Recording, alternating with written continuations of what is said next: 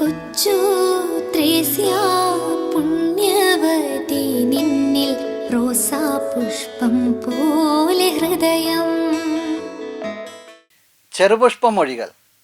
വിശുദ്ധ ചെറുപുഷ്പത്തോടൊപ്പം 100 ദിനങ്ങൾ. മൂന്നാമത്തെ ദിനമായി ഇന്ന് നമ്മൾ ശ്രവിക്കുന്ന ചെറുപുഷ്പമൊഴി, എന്നും മുഴുഹൃദയത്തോടെ ദൈവത്തെ സ്നേഹിക്കുന്നതും ഇഹത്തിൽ മനസ്സ ദാരിദ്ര്യം വഹിക്കുന്നതും മാത്രമാണ് ഏക നന്മയെന്നും എനിക്ക് വ്യക്തമായിരിക്കുന്നു. നമുക്ക് പ്രാർത്ഥിക്കാം.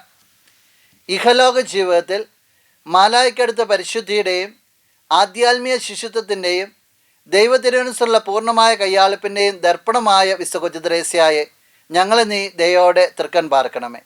ഞങ്ങളുടെ കാര്യങ്ങളെല്ലാം നിന്നെ ഞങ്ങൾ ഭരമേൽപ്പിക്കുന്നു. ഞങ്ങളുടെ അരിഷ്ടതകളെല്ലാം നിൻ്റേതായി നീ സ്വീകരിക്കണമേ. നിൻ്റെ ആയുസിൻ്റെ ആരംഭദശയിൽ തന്നെ സ്വർഗരാജ്ഞി അമലോത്ഭവ കന്യ വാത്സല്യത്തോടെ നിന്നെ കടാക്ഷിക്കുകയും നീ അവിടുത്തെ വത്സല ശിശുവായി തീരുകയും ചെയ്തുവല്ലോ.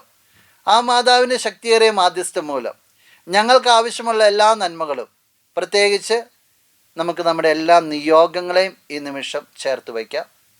ഈ അനുഗ്രഹങ്ങളും ഒരു നല്ല മരണവും സിദ്ധിക്കുന്നതിന് നിരന്തരം ഞങ്ങൾക്ക് വേണ്ടി പ്രാർത്ഥിക്കണമേ. ആമേൻ. നമ്മുടെ കർത്താവ് ഈശോ മിശിഹായുടെ കൃപയും പിതാവായ ദൈവത്തിൻ്റെ സ്നേഹവും പരിശുദ്ധാത്മാവിൻ്റെ സഹവാസവും വിശുദ്ധ കൊച്ചു ത്രേസ്യയുടെ പുഷ്പവർഷവും നിങ്ങളെല്ലാവരോടും കൂടെ ഉണ്ടായിരിക്കട്ടെ, ഇപ്പോഴും എപ്പോഴും എന്നേക്കും. ആമേൻ. കൊച്ചു ത്രേസ്യ പുണ്യവതി നിന്നിൽ റോസാപുഷ്പം പോലെ ഹൃദയം.